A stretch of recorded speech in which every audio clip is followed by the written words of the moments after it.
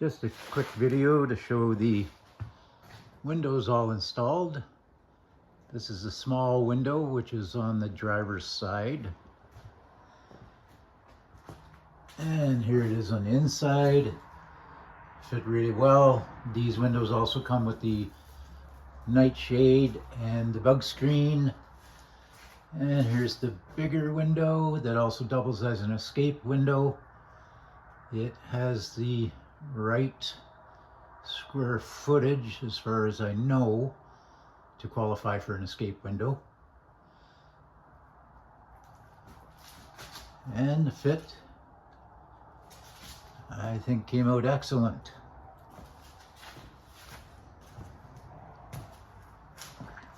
Here it is on the outside of the camper. Sorry for the light, a little dark in here. And the next step, well, two steps really. I'd like to get a window for the front of the camper, which I'm looking into right now. But I have to clean up all the rest of the plastic. It's kind of hard to see, but there's still some plastic that needs to be cut off.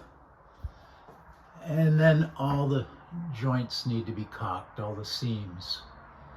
It's an important part of not sealing the trailer because it's already double sealed. But the caulking in the edges of a composite trailer actually add to the strength of the unit. So what I have to do is get rid of the excess, cut off the excess glue, and then just rough it up a little bit right in the corner. And then I try to put on a nice even bead of caulk, which is LePage Quad Max, same as what I use to glue everything together. And anywhere you see a joint, everything has to be caulked.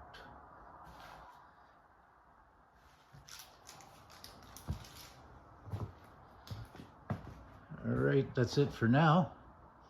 Thanks for watching. Hello everyone.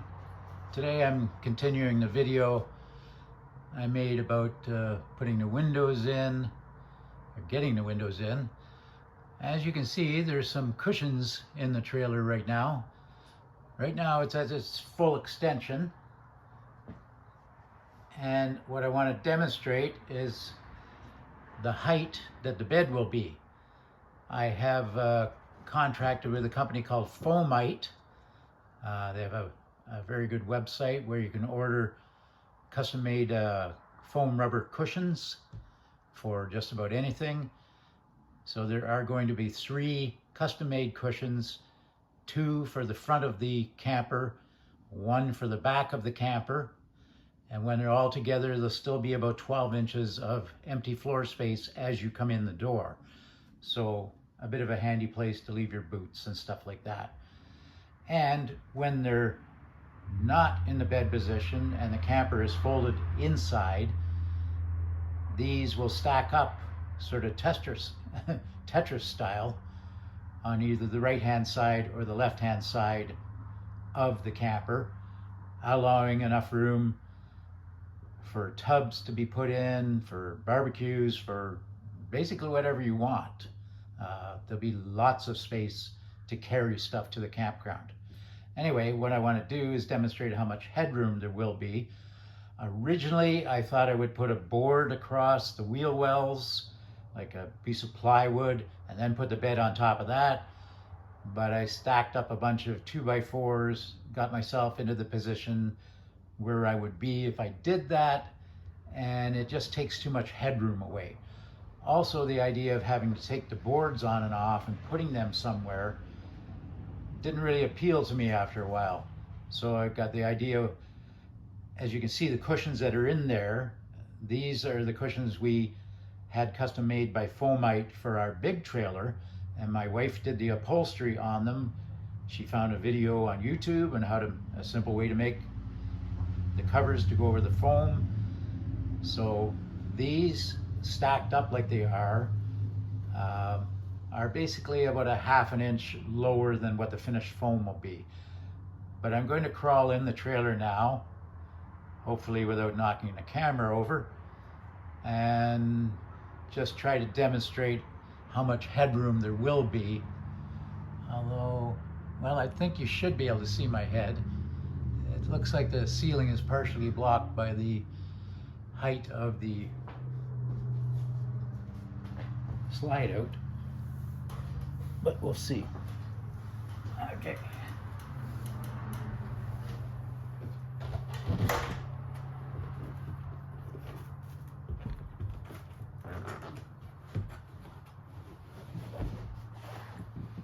So this is the height that it will be, and I believe I have it a solid 8 or 9 inches there. So somebody 6 feet tall or more would not have any trouble with the headroom. So I'm happy about that. I'm also happy how much easier it's going to be to set up the bed. You'll have 3 pieces of foam to drop in place. I don't know whether I'll upholster them or not.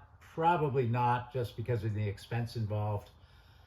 And you can just put a bed cover over it anyway, like a comforter, and then use sleeping bags.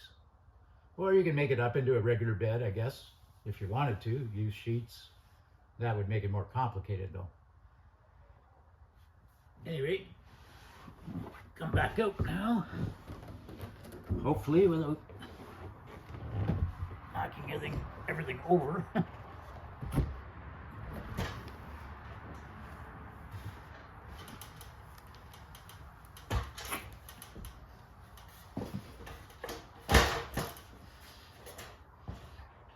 What else I wanted to show you is what I'm doing for some trim. Let's close the door here.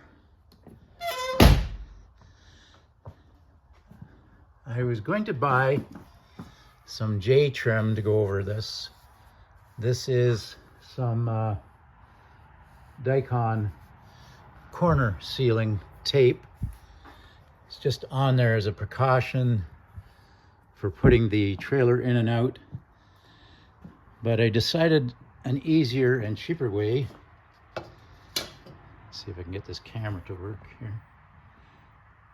Is just by buying some aluminum L channel and painting it white.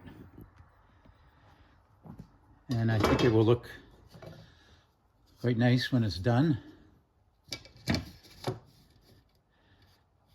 It'll just be glued on. Actually, I think this one's might be for the other side, but anyway, it'll just be glued on. Protect the corners when I'm dropping the trailer on and off. I have, you can see this piece of scrap file on here. I'm going to make that into handles. They're going to be mounted about here, and they will have one hole on each side, so I'll be able to slide a pipe into them and just have a couple of people on one side, and at the back of the trailer there are going to be two big plastic handles, one on each side. So hopefully it'll only take 3 people to lift it on and out. Eventually I'll make up some jacks to lift it on and off. And you can see I've got some weather stripping on here. That seals it up. I have to figure out something for keeping the water out here and on top. I think it's just going to be something simple, like some vinyl material, like what's sitting over there, that will be Velcroed in place when the camper is pulled out. Something simple. It's just to keep the water out, and I think that'll work quite well.